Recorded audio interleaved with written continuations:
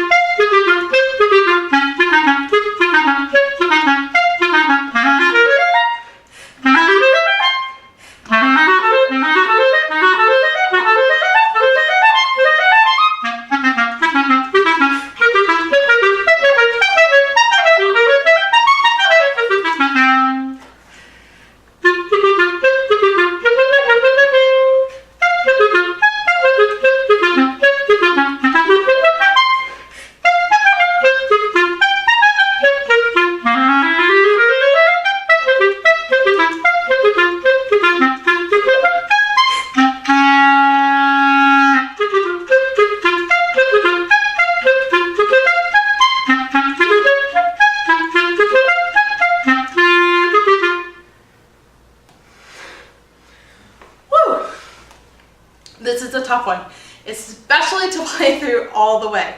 So make sure when you're practicing it, you practice in chunks, don't get overwhelmed, but then also practice playing it all the way through, top to bottom, because you don't know what they'll ask at the audition. So the two biggest things about this etude are the articulations and all of the arpeggios we have. So if you look at the very top of the page, it says staccato. So we have to assume that they want it staccato, a light feeling throughout the entire etude. Now, if you're getting weighed down with tonguing so much, the first thing you can do is throw in a couple slurs. As long as you're not slurring everything, it won't be that detrimental. The other thing you could do is when we first learn how to tongue, everyone says, say ta ta ta ta ta, t t t, tu tu tu, something with a T sound. For a lot of people, that weighs down your tonguing, it becomes heavy. So if you find that even going through a few measures, you're slowing down, the tonguing is getting weightier, try using a DA sound, da da da, or NA, na na na. It will make it a little easier. There's also a tonguing exercise that you can do outside of this etude. So turn your metronome on to whatever tempo you could do this successfully at. Start as slow as you need. And what you'll do is we're going to go up the chromatic scale and we're going to play 4/16 notes and then a stinger note. It will sound like this.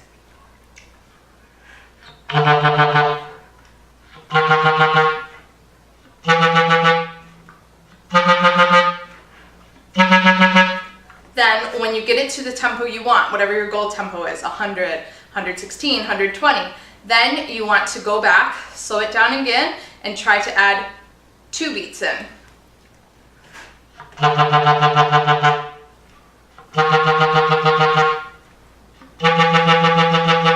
And go up chromatically until you get to long B. Long B is going to be one of the hardest notes to consistently tongue because of all of the back pressure you get. Now, there's tons of arpeggios in this etude. So what you want to do is you want to write out a list of every arpeggio you have to play. So we have a lot of G minor, C minor, B flat major, E flat major, and we have 2 fully diminished 7th arpeggios. Those are arpeggios with 4 different notes. We have a B fully diminished arpeggio. That would be with B, D, F, A flat, and then we have an F sharp 7 fully diminished arpeggio, which would be F sharp, A, C, E flat. Now, just playing this etude over and over again will drive you crazy. So you want to practice the arpeggios off of the etude.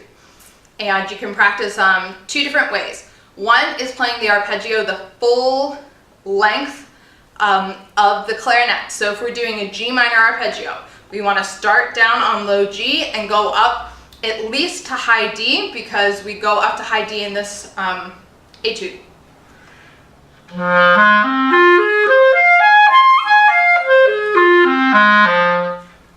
You could do the same thing with B flat major.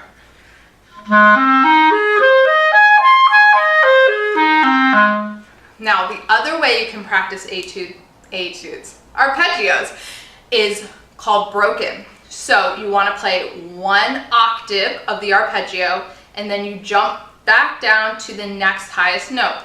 So if we take this in context of the G minor arpeggio, we go G, B flat, D, G, then B flat, D, G, B flat, D, G, B flat, D, and so on, the full range of the clarinet.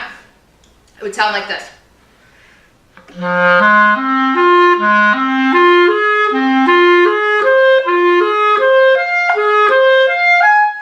And up until however high you can go. If you can get up to high G, that's great. It's not needed for this etude. I think our highest note is an E flat. So there's a couple other parts in this piece that are tricky. The first part is 4 lines down, where we have all of these accents.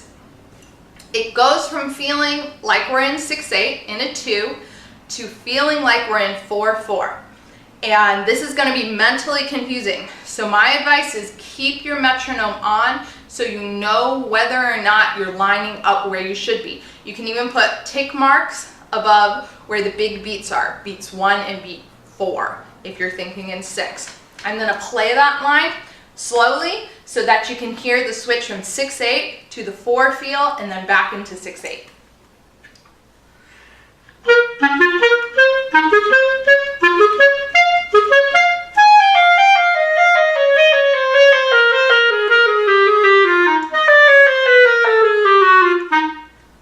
Okay, so practice just, I would say, how many measures is that? 2, 4, 5, and ending on the 6th bar. From the 4th line, those 6 bars, practice it over and over again so it doesn't throw you off with the metronome. That's going to be the way you know if you're lining up correctly or not. Now, another hard part comes right after that. So now we're 5 lines down. We have all these ascending arpeggios. And if you look on the big beats, beat 1 and 4, or 1 and 2 if you're thinking in 2, we have the same note.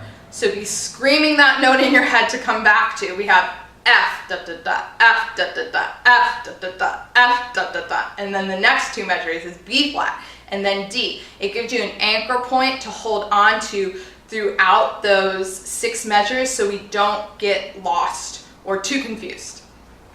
The only other thing I would say is when we're 4 lines up from the bottom where we have the F sharp fully diminished arpeggio, don't get too heavy. It has every single note with an accent on it. This may be a place where you need to add in a slur, especially if you've been playing from the beginning. Your tongue's going to be tired.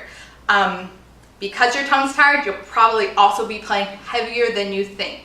So I wouldn't put too much emphasis behind those accents. You're probably doing it subconsciously, and we don't want it to get too heavy to where we're slowing down.